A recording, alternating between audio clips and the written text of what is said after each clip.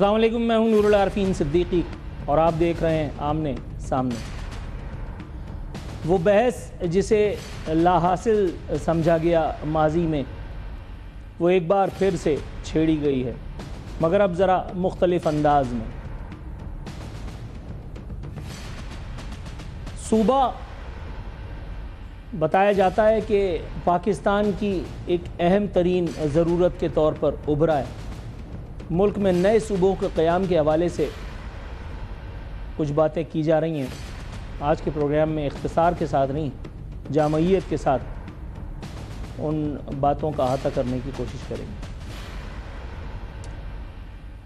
دوسری سٹوری جو آج ہم کور کریں گے وہ ہے کہ کراچی ایک بار پھر بارشوں کی زد پر یا بارشوں کے ایک نئے سلسلے کے رحم و کرم پر بتایا جا رہا ہے محکمہ موسمیات کی جانب سے کہ آنے والا ہے۔ اللہ تعالیٰ خیر فرمائے، لیکن بندوں کی حد تک تیاریاں کس حد تک مکمل ہیں؟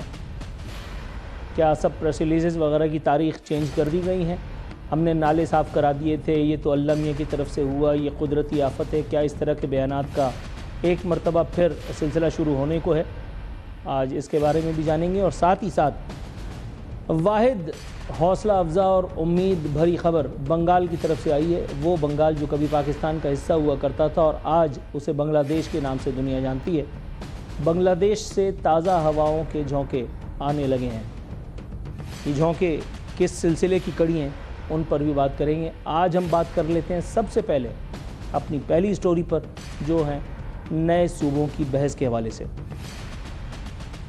فیصل واؤڈا صاحب جو جب ٹیلی ویژن پہ اپیئر ہوتے ہیں تو ان کے نام کے نیچے بحالت مجبوری ہی صحیح، برضا اور رغبت نہ صحیح، سینئر سیاستدان لکھنا وقت کی مجبوری بن چکا ہے۔ انہوں نے ٹیمپریچر چیک کرنے کی غرض سے ہی صحیح، لیکن بہرحال ایک سٹیٹمنٹ کیا دیا، اس کے بعد ایک بڑے میڈیا گروپ کے فلانے کی جانب سے اس بات کو مزید بڑھایا گیا۔ 70-30 میں کچھ چلا دو بھائی، میں امیتابھ بچن نہیں ہوں، لوگ بور ہو جائیں گے۔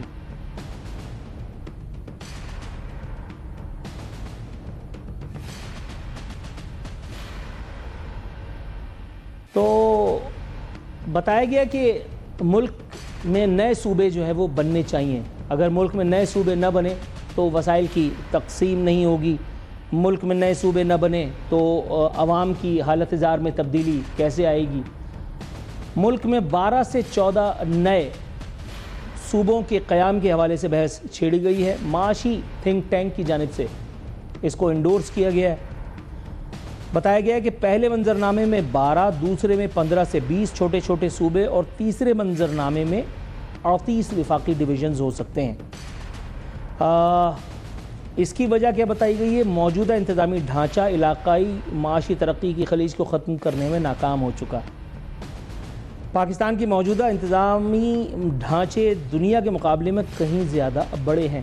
گویا یہ نہیں کہا جا رہا کہ یہ جمہوریت جو موروثیت کی بدترین شکل ہے، عوام کو سرو کرنے میں قطعی طور پر ناکام ثابت ہو چکی ہے۔ اس کے لیے ہم نے ذرا تھوڑا سا لمبا طریقہ اختیار کیا ہے اور ذرا اکنامک اسے کپڑے پہنائے گئے ہیں۔ Economic policy and business development کا کہنا ہے کہ صوبوں میں آبادی کے بے تحاشا فرق کی وجہ سے مسائل ہیں۔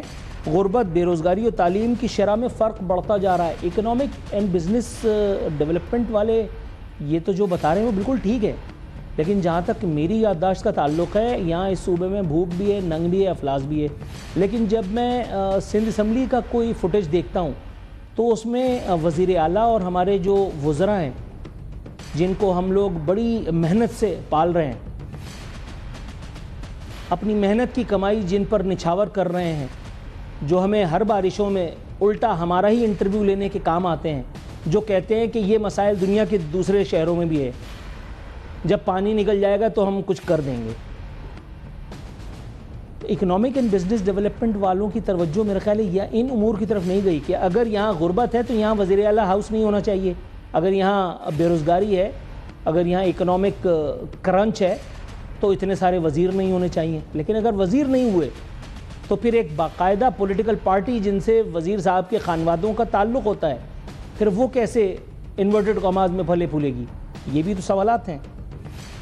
رپورٹ میں کہا گیا ہے کہ 12 چھوٹے صوبے قائم کرنے سے ہر صوبے کی آبادی کم ہو کر 2 کروڑ ہو جائے گی۔ بڑی خوشائند بات ہے کہ اگر 2 کروڑ کا صوبہ ہوگا تو وہاں پہ ایک وزیر اعلیٰ بھی ہوگا یا کوئی چودھری جو ان کے اوپر ہوگا، وہ ان کی سپرویژن کرے گا، وہ ان کو سرو کرے گا۔ لیکن کیا 2 کروڑ کا اگر یہ صوبہ ہو جائے گا تو کیا واقعی جمہوریت کے فیوز و برکات جمہور تک پہنچ پائیں گے؟ یہاں راوی کو کچھ خطرات کا احتمال ہے۔ رپورٹ کے مطابق 15 سے 20 صوبوں کے قیام سے صوبائی بجٹ 600 سے 800 ارب تک ہو جائے گا۔ ہر صوبے کی آبادی 1 کروڑ 20 لاکھ سے 1 کروڑ 60 لاکھ افراد تک ہو سکتی ہے۔ سندھ کی آبادی اس وقت 5 کروڑ 56 لاکھ، پاکستان کی مجموعی آبادی 24 کروڑ 15 لاکھ، خیبر پختونخوا کی 4 کروڑ 8 لاکھ اور بلوچستان کی 1 کروڑ 48 لاکھ ہے۔ دوسری جانب پنجاب کو 5355 ارب روپے سرکار کی جانب سے حکومت یا زمام حکومت چلانے کے لیے فراہم کیے جا رہے ہیں۔ پنجاب کو 5355 ارب روپے فراہم کیے جا رہے ہیں۔ رپورٹ میں بتایا گیا کہ بلوچستان کو 1028 ارب روپے مل رہے ہیں۔ 1028 ارب روپے۔ یہ جتنے اربوں روپے کی بات ہو رہی ہے، کیا ہم گراس روٹ لیول پہ ان پیسوں کو عوام الناس پر خرچ ہوتے دیکھ رہے ہیں؟ ہم بلوچستان کی اگر بات کر لیں تو بلوچستان میں وہ کون سا دن، کون سا لمحہ، کون سا سکون کا دن ہوتا ہے جب وہاں سیکیورٹی فورسز پر بلوائیوں کی، دنگائیوں کی جانب سے حملے نہیں ہوتے۔ ہم نے وہاں بلوچستان میں الحمدللہ ثم الحمدللہ اس وقت بلوچستان کے چودھری میرے ساتھ ان کی فوٹیج آن ایئر ہو رہی ہے، یہ بی ایل اے کو جب آڑے ہاتھوں لیتے ہیں صرف اپنے بیانات کی حد تک، تو اس وقت تو ہم جو قتال، جو بلڈ شیڈ اسکرین پر ہوتے دیکھتے ہیں، اس وقت تو انسان، کوئی بھی شریف آدمی اپنے کانوں کو ہاتھ لگاتا ہے کہ وہ فوف کیا چندے کی مار ماری ہے۔ لیکن جب آپ آن گراؤنڈ جا کر کے دیکھتے ہیں تو صورتحال کیا بالکل الگ نہیں ہے؟ کیا ایسی صورتحال میں صوبوں کی کال جسٹ نہیں ہے؟ حضرت علی رضی اللہ تعالیٰ عنہ کا ارشاد پاک ہے، یہ مت دیکھو کون کہہ رہا ہے، یہ دیکھو کیا کہا جا رہا ہے۔ اگر میں ایک لمحے کے لیے صرف نظر بھی فرما لوں کہ یہ تجویز فیصل واوڈا کی طرف سے آئی ہے، تو کیا مجھے اس بات کو ملحوظ خاطر رکھنا نہیں چاہیے کہ یہ جو ہماری اس وقت کی جمہوریت ہے، یہ جو ہمارا ایک پیٹرن ہے، اگر وہ آن گراؤنڈ لوگوں کو جمہوریت کے فیوز و برکات پہنچانے میں ناکام ہے تو کیا حرج ہے اگر کوئی دوسرے صوبے ان کی قیام کی جانب غور و خوض ہی صحیح مگر کر لیا جائے۔ ہم جس صوبے میں بیٹھے ہیں سندھ، یہاں سب سے پہلے اس کے لیے مخالفت کی آوازیں اٹھتی ہیں، پورے پاکستان میں اٹھیں یا نہ اٹھیں۔ پیپلز پارٹی اس کی مخالفت کرتی ہے۔ سب سے پہلے کہا گیا کہ جی کہنے سے صوبے نہیں بنتے، سندھ کو تقسیم نہیں ہونے دیں گے، یہ آواز آئی ہے پیپلز پارٹی کے وزیر ناصر حسین شاہ کی جانب سے۔ پیپلز پارٹی کا ایک اور ورژن سامنے آیا، وہ کہہ رہے ہیں کہ نئے صوبے بنانے کی باتیں وفاق کے لیے اچھا شگون نہیں ہے۔ پوچھنا یہ تھا کہ یہ آپ کو وفاق کی ہی فکر ہے یا وفاق کی آڑ میں اس کمائی سے محرومی کا خدشہ، خطرہ، وہمہ، اندیشہ، احتمال لاحق ہو گیا ہے جس کی طرف اشارے واقفان حال کرتے چلے آئے ہیں؟ وہ سونے کی چڑیا جس کا نام کراچی ہے، جس کو آپ نے صرف جس سے لینا ہے، بتایا جاتا ہے راویان روایت کی جانب سے کہ کراچی کی صرف ایک عدد مارکیٹ، لالو کھیت کی سپر مارکیٹ، پورے پاکستان کی مارکیٹوں سے زیادہ جو ہے وہ قومی خزانے میں چندہ دیتی ہے۔ میں اس کو چندہ ہی کہوں گا۔ لیکن کیا کوئی صاحب عقل و شعور، کیا کوئی دانا مجھے یہ بتانے کی غلطی کر سکتا ہے کہ صرف آپ لیاقت آباد اگر چلے جائیں تو کیا آپ نے اس جمہوریت نے اور اس جمہوریت کے فلانوں نے لیاقت آباد کی حالت میں کوئی بہتری لانے کی زحمت اٹھا رکھی ہے؟ اس کا جواب ہے بگ نو، ایسا بالکل بھی نہیں ہوا۔ جیسے ہی صوبوں کے قیام کی بات آتی ہے سب سے پہلے سندھ حکومت جو ہے وہ اٹھ کر کے اور وہ تگنی کا ناچ ناچنا شروع کر دیتی ہے. سندھ حکومت اور سندھ حکومت کی وزیر اعلیٰ اور وزراء کا سارا زور تمام تر بیانات میں، تمام تر پریس کانفرنسز میں، تمام تر فلانوں میں یہ ہوتا ہے کہ جی سندھ ایک صوبہ ہے، کراچی سندھ کا حصہ ہے. لیکن جب ہم سوال پوچھتے ہیں کہ اگر کراچی سندھ کا حصہ ہے تو کیا وجہ ہے کہ کراچی کو بھی آپ باقی ماندہ سندھ کی طرح دور افتادہ علاقوں میں جو ہے وہ تبدیل کیے دیتے ہیں؟ یہاں راوی کو سکوت چھا جاتا ہے. جب ہم صوبے کی بات کرتے ہیں تو ایک نام ذہن میں آتا ہے مہاجر صوبے کا. آپ کو یاد آ گیا ہوگا، اور یہ نام کس کی طرف سے آتا ہے؟ ظاہر ہے مہاجروں کے نام کا ووٹ لے کر کے آج تک 30 سال تک مہاجروں کے ساتھ کون کھلواڑ کرتا رہا ہے؟ مہاجر قومی موومنٹ، سابقہ اور موجودہ متحدہ قومی موومنٹ. کون ہے جو الیکشن سے پہلے اردو بولنے والا سندھی ہوتا تھا اور الیکشن کے دنوں میں مہاجر ہو جاتا تھا؟ متحدہ. اور کون ہے کہ جس کو اپوزیشن میں شہداء اور ان کی فیملیاں بے یار و مددگار تڑپتی ہوئی بھوکی ننگی نظر آتی تھیں؟ اور کون ہے جس نے صوبے میں 30 سالوں تک اقتدار کو بلا شرکت غیرے انجوائے کیا ہے؟ متحدہ. کس کا گورنر 14 سال تک صوبے میں گٹار بجاتا رہا؟ متحدہ. نام ہے عشرت العباد. اس وقت کس کا گورنر بیٹھا ہوا ہے؟ حسن زن سے کام لے کر کے میں اس کا الزام بھی متحدہ پہ ڈال دیتا ہوں، کیونکہ متحدہ نے دیر سے ہی صحیح مگر کامران ٹیسوری کو اپنایا. تو گورنر، مشیر، وزیر، سفیر، نہ جانے اور کون کون سے عہدے لے کر کے کراچی کے عوام کو کیا سرو کیا گیا ہے. کراچی میں پبلک ٹرانسپورٹ کا نظام کیا صحیح ہو چکا؟ ایک آدمی گدھا چلاتے چلاتے پہاڑ سے نیچے اترتا ہے، اس کو کراچی میں کوچ دے دی جاتی ہے، وہ روند کر کے یہاں سے اور کسی پہاڑ پہ چڑھ جاتا ہے. آج تک کراچی کے ٹھیکیدار کوئی ایسا جامع نظام تک وضع نہیں کر سکے کہ کراچی میں ڈمپر چلانے والے، کراچی میں رکشہ چلانے والے، کراچی میں ٹیکسی چلانے والے، کراچی میں پبلک بسیں چلانے والے، ان کا کوئی ایک مربوط نظام ہو، ان کی کوئی آئیڈینٹیفیکیشن کا سلسلہ ہو، تاکہ کوئی بھی کسی کو بھی ناحق موت کے گھاٹ نہ اتار سکے. کتنے وزراء آئے اور چلے گئے، لیکن آج ہمیں سننے کے لیے ملتا ہے، اور وہ بھی متحدہ کے خواجہ اظہار الحسن کی جانب سے. وہ فرما رہے ہیں سندھ میں سندھی غریب سے غریب تر اور وزراء امیر سے امیر تر ہو چکے ہیں. میں پاکستان کے تمام تر اداروں سے دردمندانہ اپیل فرماتا ہوں کہ ان کے ذاتی اکاؤنٹس کا، میں ذاتی ہونا نہیں چاہ رہا تھا، لیکن ان کے صرف ذاتی اکاؤنٹس کا اندازہ کرنے کے لیے ایک عدد نگاہ اگر مار لی جائے اس ایک وقت میں کہ جس وقت موصوف الطاف بھائی کی نالین سر پہ اٹھا کر کے اور نہیں بھائی جی بھائی کر رہے تھے، اس وقت سے آج تک ان کے بینک اکاؤنٹ میں جو بدلاؤ آیا ہے وہ دیکھ کر کے آپ کو پتہ چل جائے گا کہ موصوف مہاجروں کے کتنے ہمدرد ہیں. مجھ سے کسی زمانے میں ایک شخص نے، جن کا کام ہی مہاجر صوبے کی پروپیگیشن کرنا ہے، انہوں نے رابطہ کیا اور انہوں نے مجھ سے اس پہ سیریز اور پروگرام کرنے کی فرمائش کی. تو میں نے ان سے معذرت اس لیے فرما لی، میں نے کہا اور اس صوبے کا وزیر اعلیٰ کون ہوگا اور گورنر کون ہوگا؟ انہوں نے کہا یہ ہم بیٹھ کے طے کر لیں گے. اس کے بعد جو میں نے کہا وہ میں آن ایئر ہوں، میں نہیں بتا سکتا، لیکن میں نے کہا میں ایسے کسی صوبے کے قیام کے لیے اپنا کندھا استعمال نہیں ہونے دوں گا جس کی گورنری یا جس کی وزارت اعلیٰ کے اوپر متحدہ سے تعلق رکھنے والا کوئی بھی مشکوک آدمی یا کوئی بھی نااہل آدمی بیٹھا ہوا ہو. اس میں کوئی دو رائے نہیں ہے کہ چھوٹی چھوٹی سے ڈویژنز یا چھوٹے چھوٹے صوبے جن میں آبادی آپ کے کنٹرول میں ہو، جن میں وسائل گراس روٹ لیول تک جا رہے ہوں، سٹی ڈسٹرکٹ گورنمنٹ یا شہری گورنمنٹ کا نظام لا کر کے کراچی کے لوگوں کے یا ملک بھر کے لوگوں کے مسائل کو فی الفور حل کرنے کا سلسلہ کم از کم شروع کیا جا سکتا ہے. No doubt about it.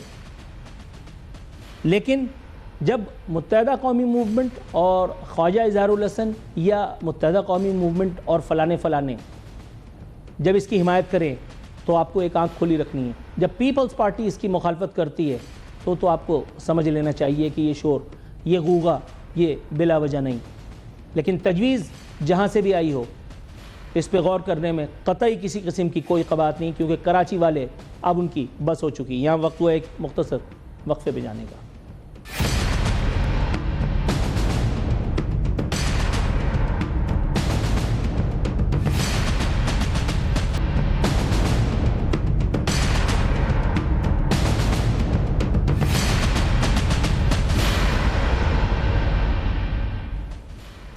Welcome back ناظرین، پروگرام میں بات ہو رہی ہے ایک اور اہم موضوع کے بارے میں۔ بنگال سے تازہ ہوا کے جھونکوں کا میں نے ذکر کیا تھا اپنے انٹرو میں۔ وہ تازہ ہوا کے جھونکے اسحاق ڈار صاحب کے دورہ بنگال یعنی دورہ بنگلہ دیش کی صورت میں ہمیں منتج ہوتے دکھائی دیے ہیں۔ سن 1971 یقیناً ہماری قومی تاریخ کا ایک نہایت المناک باب ہے۔ ہم لاکھ اپنے سر کو جھکائیں، یادداشت کے چلے جانے کا بہانہ کریں، لیکن بہرحال 1971 بنگال، خود ہمارا اپنا کردار معذرت کے ساتھ، مفتی بہانی، شیخ مجیب اور بہت سارے نام، ان تلخیوں کو بھلا پانا کسی طور ممکن نہیں تھا، لیکن حیرت انگیز طور پر اور بجا طور پر اسحاق ڈار صاحب کا یہ دورہ پاکستان کے لیے ڈپلومیٹکلی انتہائی اہمیت کا حامل تھا۔ بنگال سے اس ایک دورے کے ویوز بہت پہلے سے آنا شروع ہو گئی تھیں۔ انڈیا سے جو فاصلہ بنگال کا بنا ہے، میں بار بار بنگال کہہ رہا ہوں کیونکہ مجھے بنگال کہنا اچھا لگتا ہے، یہ بنگال نہیں بنگلہ دیش ہے، کاش وہ بنگال ہی ہوتا، لیکن بہرحال اس ایک پروگرام کی حد تک آپ اسے بنگال ہی فرض کر لیجئے۔ پاکستان اور بنگلہ دیش کے درمیان ایک طویل عرصے بعد وہ جو دوریاں بھارت اور بنگال کے درمیان ثم الحمدللہ ایک طویل عرصے کے بعد دیکھنے میں آئی ہیں، اس کے بعد اب پاکستان نیچرلی قدرتی طور پر دھیرے دھیرے بنگلہ دیش کے یا بنگال کے قریب اور بنگال دھیرے دھیرے ہمارے قریب ہوتا چلا جا رہا ہے۔ بنگال کے چیف ایڈوائزرز کی جانب سے ان کی یونس صاحب کی جانب سے بھی گاہے بگاہے پاکستان کے لیے نیک تمناؤں کا اظہار کیا گیا۔ پاکستان کی جانب سے بھی ریسیپروکل چیزیں ہم نے اس حوالے سے ہوتی ہوئی دیکھیں، اور پھر فائنلی اس ایک دورے کا ہونا جو اپنے آپ میں ایک نظیر ہے۔ اس ایک دورے کے محاصلات اب تک کی اگر ہم بات کریں تو کئی MOU memorandum of understanding signing ceremony سے حوالے سے کافی زرخیز رہے ہیں۔ اب کس حد تک ہم اس سائننگ سیریمنی کو حقیقی گراؤنڈ ریئلٹی پہ منتج ہونے والے فائدے میں کنورٹ کر سکتے ہیں، اس کا فیصلہ تو آنے والا وقت یا واقفان حال یا صاحبان اقتدار ہی کریں گے۔ میں اور آپ تو صرف دیکھ سکتے ہیں اور تبصرہ کر سکتے ہیں۔ سب سے زیادہ جو خوبصورت بات مجھے لگی آج کے تمام اخبارات میں اسحاق ڈار صاحب کے اس ایک دورے کی جو زبردست قسم کی کوریج دنیا بھر کے اخبارات میں، بالخصوص جو بھارت کے اخبارات میں اس کی جس حد تک منفی کوریج ہوئی ہے، آپ یقین جانیے دل خوشی سے بلیوں اچھل رہا تھا۔ ٹائمز آف انڈیا کی خبر اس وقت میرے پاس موجود ہے جو بتا رہی ہے بنگلہ دیش سنبز پاکستان اوور 1971 جینوسائیڈ اپولوجی رو ڈیورنگ FM اسحاق۔ بنگلہ دیش اور پاکستان کی قربت پر انڈیا یا انڈین میڈیا کا یا مودی کے پالے ہواؤں کا بھونکنا، یہ قرین قیاس ہے، اس میں کوئی ایسی illogical بات تو نہیں کہ جو unsolvable ہو۔ اس ایک حد تک تو میں سمجھتا ہوں کہ یہ دورہ الحمدللہ سکسیسفل رہا کہ بھارت کی چیخیں دنیا بھر میں سنی جا رہی ہیں۔ اس کا مطلب ہے کہ حکومتی ڈائریکشن یا ہماری جو ڈپلومیسی ہے اس کی سمت بالکل ٹھیک ہے۔ اس دورے سے جو اب تک خبریں سامنے آئی ہیں وہ پاکستان بنگلہ دیش نالج کوریڈور کا قیام ہے، ساتھ ہی ساتھ وہ سیاسی جماعت جسے جماعت اسلامی کے نام سے دنیا بھر خصوصاً بنگال میں جانا جاتا ہے، وہ بنگلہ دیش جہاں بنگلہ دیش سے جماعت اسلامی سے تعلق رکھنے والے سربراہان امرائے جماعت اسلامی کی یکے بعد دیگرے پھانسیاں، یکے بعد دیگرے ان کی جبری ظالمانہ پھانسیاں دنیا بھر نے دیکھیں۔ اب اسحاق ڈار صاحب آج دنیا بھر کے اخبارات میں ان کی جماعت اسلامی کے بنگلہ دیش کے امیر سے وہ ملاقات اور اس کی کہانی آپ سناتی تصویر، یقین کیجئے مزہ آ گیا۔ بحیثیت ایک پاکستانی بنگال میں وزیر خارجہ کو یقیناً اسحاق ڈار صاحب کو جو ٹف ٹائم دینے کی ایک کوشش کی گئی ایک رپورٹر کی جانب سے، وہ بہت زیادہ مطلب آبجیکشنیبل اس کو نہیں کہا جا سکتا. سوالات ہوتے ہیں, سوالات اگر ناشائستہ نہیں ہیں تو ان کا جوابات دینے میں کوئی حرج بھی نہیں ہے. اسحاق ڈار صاحب نے ایک یارکر کو فل ٹاس بنایا. انہوں نے کہا کہ ہمیں دلوں کو صاف کر کے اور آگے بڑھنا ہے. جب بات ہوئی اپالوجی کی, انڈین میڈیا کچھ بھی لکھے, بنگال کی جانب سے اب تک ہم سے اس قسم کی کوئی فرمائش نہیں کی گئی ہے.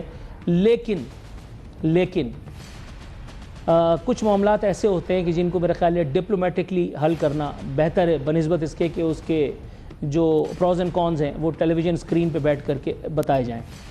قومی مفاد کا نظریہ چونکہ ہمارے ہاں شروع سے موجود ہے, میں سمجھتا ہوں کہ اگر قومی مفاد ہمارا اس بات کی اجازت دیتا ہے تو ہمیں اسے ایک عمل سے بھی اعتراض نہیں کرنا چاہیے. شاید یہی وجہ تھی کہ سابق وزیر اعظم کسی ایک دور میں نواز شریف صاحب مکتی باہنی کے لوگوں جو ان کے طور پر ان کے شہداء ہیں ان کی یادگاروں تک پر گئے اور انہوں نے اپنے دور میں ان کی شہداء کی یادگار پر پھول تک چڑھائے. بنگلہ دیش اور پاکستان میں 6 معاہدے ہوئے ہیں. سرکاری اور سفارتی پاسپورٹ ہولڈرز کے لیے ویزا شرائط ختم کر دی گئی ہیں. انیشلی اگر دیکھا جائے تو یہ ایک بہت امپورٹنٹ موو ہے, اور اگر یہ سلسلہ اسی طرح سے آگے باہم بڑھتا رہا تو امید کی جا سکتی ہے کہ اس کے ثمرات گراؤنڈ ریئلٹی پہ مجھ تک اور آپ تک بھی پہنچیں گے. بنگلہ دیش اور پاکستان نے تجارت, سفارتکاری, میڈیا, تعلیم, ثقافتی تبادلوں پر معاہدے اور مفاہمتی یادداشتوں پر دستخط کیے. ڈار اور محمد یونس کا تجارتی اور اقتصادی تعاون بڑھانے اور سارک کو فعال کرنے پر اتفاق ہوا. دونوں کی آبزرویشن تھی کہ ہمارا مستقبل روشن ہے. انڈیا کا مستقبل جب تاریک ہوا ہے تو آپ یہ سمجھ ہی سکتے ہیں کہ انشاءاللہ تعالی پاکستان کا مستقبل روشن ہے. آبویس ہے یہ بات. لیکن جب ہم بات کریں پاکستان کی ٹریڈ ٹائز کی, تو پاکستان کی جو ٹریڈ ریلیشنز ہیں, بزنس ریلیشنز ہیں, ان کا خطے کے اہم ترین ممالک سے یا ایون خطے کی چھوٹی چھوٹی اکائیوں سے اور پھر دنیا کی بڑی بڑی سپر پاور سے بہتر ہونا, یہ پاکستان, پاکستانیوں اور پاکستان کے قومی مفاد کے لیے انتہائی اہم ہے. اللہ تعالیٰ کا شکر ہے ثم الحمدللہ کہ آپریشن بنیان مرصوص کے بعد جو پاکستان کو عسکری محاذ پر اتنی بڑی عظیم الشان کامیابی اللہ رب العزت نے اپنے فضل سے ہم گناہگاروں کو عطا فرمائی, ہماری کجدائیوں, ہماری بے وفائیوں کے باوجود ثم الحمدللہ حکومت کو اس بات کا پورا کریڈٹ دیا جانا چاہیے جب ہم اس پر تنقید کے ڈونگرے برساتے ہیں کہ حکومت نے ڈپلومیٹکلی انڈیا کو کچا کھا جانے, کچا چبا جانے میں کوئی کسر نہیں اٹھا رکھی. اس حوالے سے ہم پچھلے ہفتے ایک پروگرام بھی کر چکے ہیں جس میں بلاول بھٹو اور ان کے جو ساتھ لوگ تھے جنہوں نے پاکستان کو ڈپلومیٹکلی جا کر کے مختلف فورمز پہ ریپرزینٹ بھی کیا, جس کے بعد مودی اور مودی والوں کے ساتھ جو کچھ ہوا وہ ایک تاریخ ہے. اب پاکستان اور بنگال کے درمیان ان تجارتی روابط کا, ان سفارتی روابط کا ایک فریکوینسی کے ساتھ آگے بڑھنا, سمودلی اس کو آگے لے کر کے چلنا, اس سے نہ صرف پاکستان نہ صرف بنگلہ دیش میں ایک بہتری کا ایک خوشائند دور اس کا آغاز ہوگا, بلکہ جو سوچ کر کے مجھے خوشی محسوس ہو رہی ہے وہ یہ کہ اس سے انڈیا اور انڈین میڈیا کی چھاتی پر کس حد تک مونگ دلنے میں ہم کامیاب ہوں گے.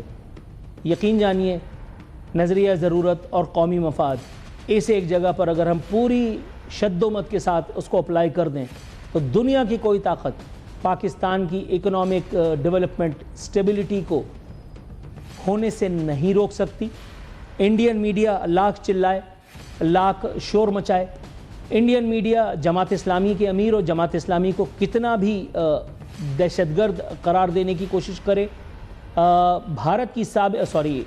بنگال کی سابق وزیر اعظم, سابق ڈکٹیٹر جو اس وقت مودی کی شرن میں ہے, دیکھنا یہ ہے کہ بنگال کے باضابطہ احتجاج اور ان کو ہینڈ اوور کرنے کے جو ہے وہ تقاضے کے بعد کتنی دیر انڈیا ان کو اپنی امان میں رکھے گا, اور کیا انڈیا اپنے منافع کی کاسٹ پر یعنی اپنی نقصان کی شرط پر بھی ان خاتون کو جن کا نام میں یہاں باوجود نہیں لے رہا اپنے یہاں موجود رکھے گا.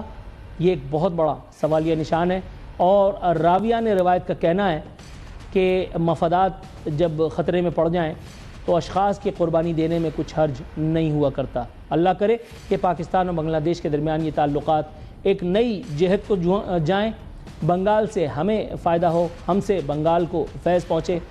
اللہ کرے کہ ہم دشمنوں کا اسی طرح سے منہ کالا ہوتا رہے اور پاکستان کے نام کا بول بالا ہوتا رہے۔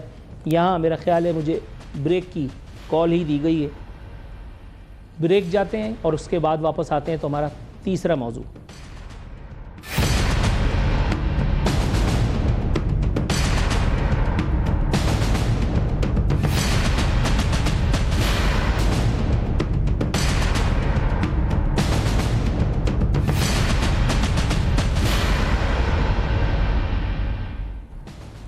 ویلکم بیک ناظرین، اختتامی لمحہ شو کے آن پہنچے ہیں۔ یقین جانیے سر سے پیر تک سراپا دعا بن کر یہ سیگمنٹ کر رہا ہوں۔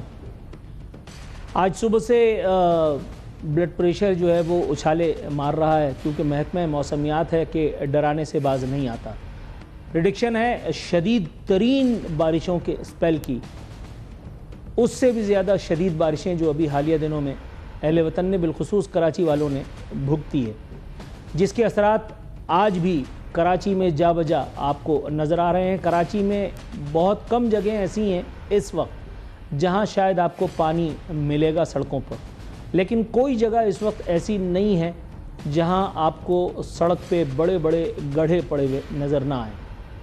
کوئی گلی، کوئی قریہ اس وقت ایسا نہیں ہے جہاں آپ سکون سے گاڑی چلا سکیں یا پیدل ہی واک کرنے کی حسرت پوری کر سکیں۔ تو اگر ایسی صورت میں خدا نخواستہ بارش جیسی نعمت کے لیے آج جب خدا نخواستہ کا جملہ استعمال کرنا پڑ رہا ہے تو آپ سوچئے کراچی کا ایک عام شہری کس حد تک ڈرا ہوا ہوگا۔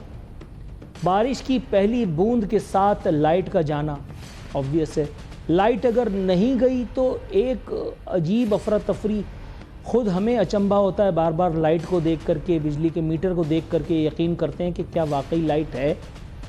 جب لائٹ ہوتی ہے تو پھر اطراف میں دیکھتے ہیں کہ کیا ہم واقعی مملکت خداداد میں اس وقت بھی قیام پذیر ہیں۔ لائٹ چلی جاتی ہے تو پہلے تو یہ اطمینان ہو جاتا ہے کہ چلو کرنٹ وغیرہ سے اللہ معاف کرے جان چھوٹی، لیکن لائٹ جب جاتی ہے تو یہ نہیں پتہ ہوتا کہ لائٹ آئے گی تو کب آئے گی۔ لائٹ جانے کے ریزنز پر پھر کسی اور دن پروگرام کریں گے۔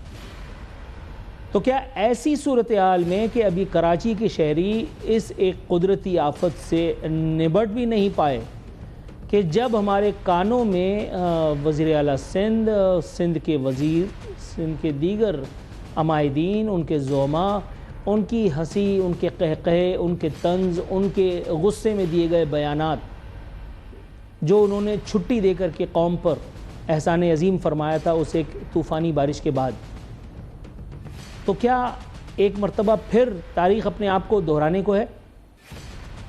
کیا محکمہ موسمیات کی یہ رپورٹ اگر صحیح ثابت ہو جاتی ہے آج رات یا کل صبح تک، کتنے ایسے ہیں ہم میں سے جو اپنے دفاتر پہنچ پائیں گے؟ کتنے ایسے ہیں جو دفاتر پہنچ گئے تو گھر واپس پہنچ پائیں گے؟ میں نے پچھلے ہفتے صرف ایک دن، فرائیڈے کا دن آفس آ کر کے پروگرام کیا، باقی چاروں دن میں نے گھر سے بذریعہ زوم پروگرام کیے، اس لیے کہ بوڑھی ضعیف گاڑی سمیت میں آفس پہنچ نہیں سکتا تھا۔ وہ گاڑی ہے، کشتی تو ہے نہیں، اور اگر گاڑی کا پیٹ کراچی کے میئر اور کراچی کے وزیر اعلیٰ کے بیانات سے بھر سکتا تو کیا ہی بات تھی حضور۔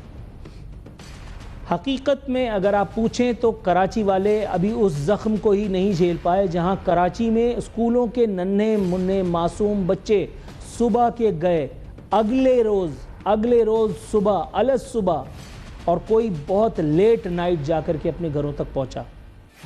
اسکولوں کو باقاعدہ اپنے اساتذہ کو لیٹ نائٹ رکوا کر کے ان بچوں کو لک آفٹر کروانا پڑا، ان بچوں کے کھانے پینے کا اہتمام کروانا پڑا۔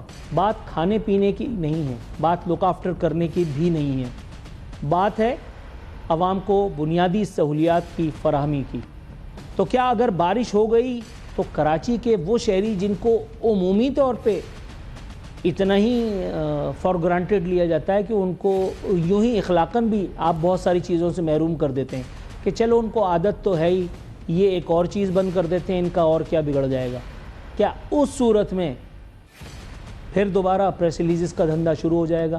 کیا اس صورت میں دوبارہ وزراء کے منہ چڑھانے والے سفاکانہ یا بہیمانہ بیانات ہمارا صبر آزمائیں گے؟ اس کا فیصلہ آنے والے وقت نے کرنا ہے، لیکن مجھے بتایا گیا ہے کہ ہمارا جو شو ہے اس کا ٹائم اب ختم ہو چکا ہے۔ اللہ تعالیٰ اپنی امان میں رکھے پروردگار عالم، اگر یہ اسپیل ہوتا ہے تو اللہ تعالیٰ خیر و عافیت کے ساتھ پروردگار اس کو گزر جانے دے، کوئی جانی نقصان ملک کے کسی بھی حصے میں کسی کے ساتھ نہیں ہونے پائے۔ اپنا خیال رکھیے گا، فی امان اللہ۔